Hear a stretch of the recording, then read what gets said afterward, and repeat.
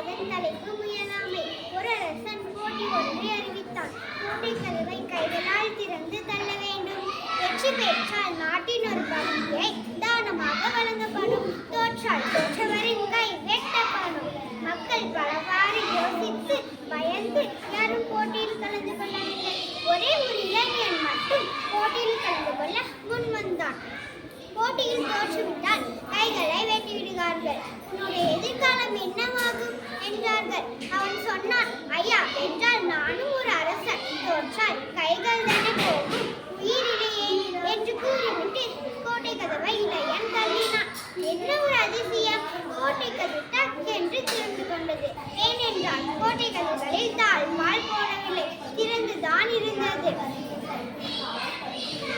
பல பேர் இப்படிதான் இருக்கின்றார்கள்.